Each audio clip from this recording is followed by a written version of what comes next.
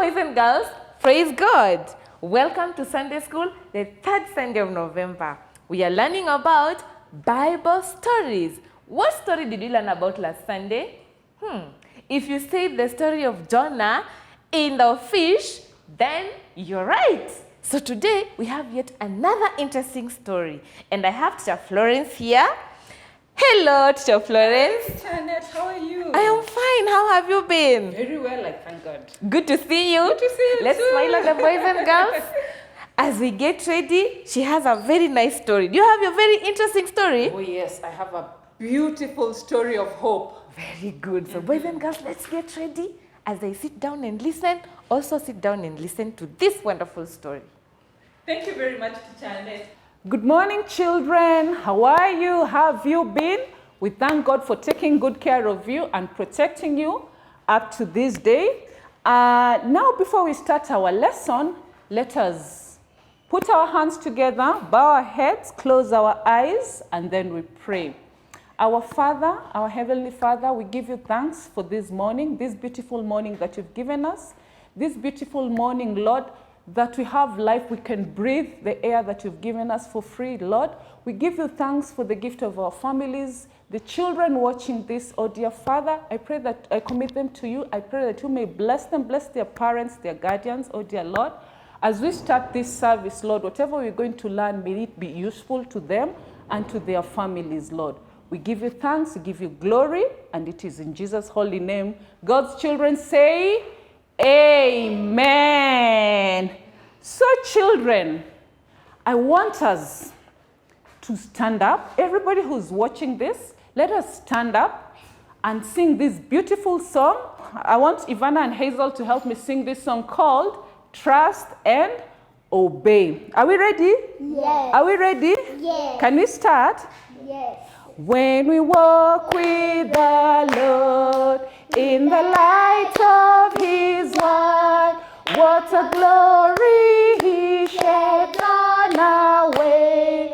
While we'll do His good will, He'll abide with us till, and with all who will trust and obey. Trust and obey, for there's no other way to be happy in Jesus but to trust and obey. Thank you very much, Ivana and Hazel. So now we're going to get our reading from the book of 2 Kings, chapter 4, verse 1 to 7.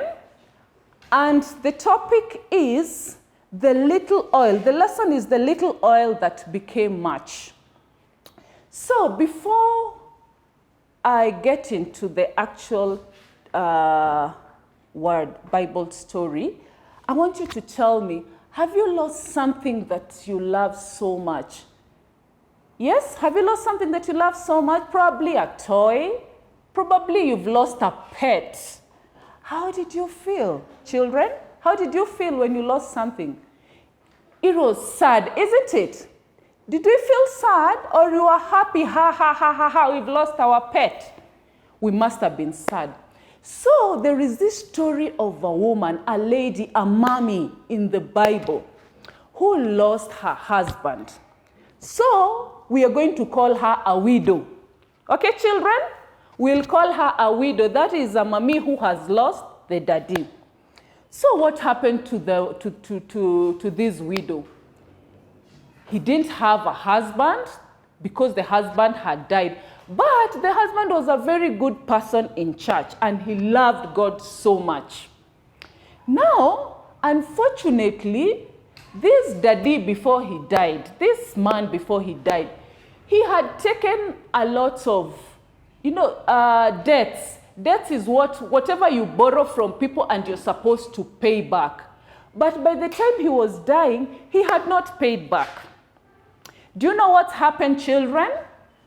Now, those people that had given him nice things that they needed to be paid at a later date, they came to that widow and told her, we want our money, and if you don't give us, we will take your 2 sons, the only children. Can you imagine when people come to your mom and dad at home and tell you, I will take your sister away and there is nothing you can do about it? Will you be happy? You will be sad. So that widow, she was very poor. She didn't have much, right? She didn't have much. So she went to Prophet Elisha. She went to Elisha and told Elisha, my husband died. He had borrowed a lot of money from people, and I'm not able to pay it. And those people are saying they're going to come and take away my 2 sons. What am I going to do? Do you know what Prophet Elisha told her? He asked her, what do you have in the house? Then the widow said, I just have a little oil. Okay? You see the oil that you have probably for cooking or applying in your skin? So she just had a little. Then Prophet Elisha told her, go and collect jars. Jars are containers, yes?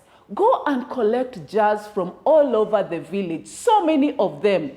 Then take them to your house, lock the door you stay in with your son, and then you start filling those jars with oil.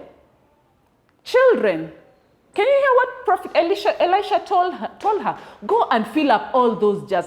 And you remember the oil she had was just a little, very little. So how can that little oil fill so many, like 100 jars? But Prophet Elisha told her, just go. So the miracle that happened is that widow started pouring the little oil that she had into one jar. But miraculously, the first jar filled up. And the oils, there was still more oil in that container that she had. She went to the next jar and the next one. She kept pouring. Yes? She kept pouring the oil in all. Can you imagine? You have a 1 liter oil, and then you are pouring it into so many jars, like 1,000 liters. Yes, and it's not getting finished. So she continued pouring until she got to the last jar. Now, the next miracle that happened is when she got to the last jar and it filled up, the oil stopped pouring. Like there was no more oil from that little jar that she was using. So that was God's miracle, because he wanted to meet the needs of that family, that widow. So the widow went back to Prophet Elisha and told him, I have done everything that you asked me to do. Okay? What next?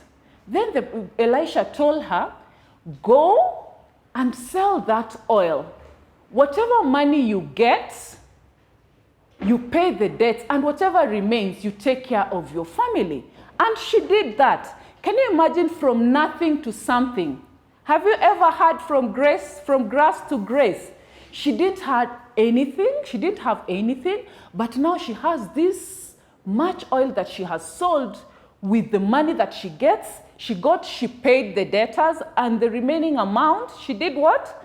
She took care of the family. So what is it that we've learned from these children? That God meets our needs. If we trust him, it doesn't matter how difficult the situation is, our good Lord will meet our need. And something else that we've learned from the word is that never think that whatever you have is not important, is insignificant. Whatever you have, however little, children, it doesn't matter. However little, it can help somebody else and it can help you. All right, children? Yes? When you put sugar in the tea, you just put a small amount, one spoon of sugar in a whole cup of tea, but it makes your tea sweet, isn't it? So do not look at what you have like it's too small that it cannot help, because God can work through it. Yes? And then something else that you've learned, God wants us to be happy. You see, that widow was very, very sad, right? The widow was very sad because she did not have money to pay the debtors, the husband's debtors. But what did God do? He performed the miracles. And those miracles enabled her to pay out her debts. So, God doesn't want us to be unhappy, right? And lastly, God restores broken hearts. Children, I know you've learned this even from school, even at home. When you're very, very low, you're not okay, probably let's say you're not feeling well, yes? When you get treatment and you pray to the Lord, what does God do? He restores you to good health, all right? So God restores your broken hearts because, like I said, He wants us to be happy, children. Are we okay? Have we learned something in our lesson today, children? So never worry. Yes?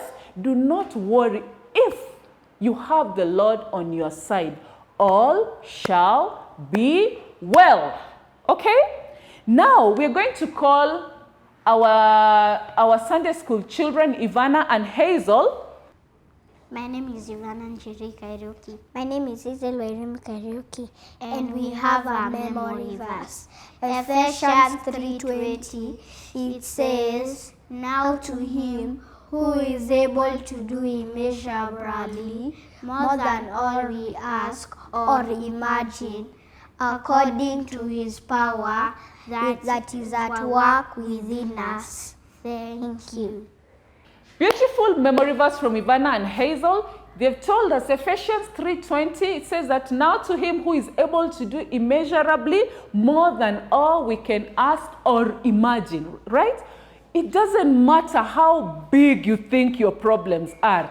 Our Lord up there, right, is able to do immeasurably. You cannot measure, you cannot quantify what the Lord can do and or imagine, okay?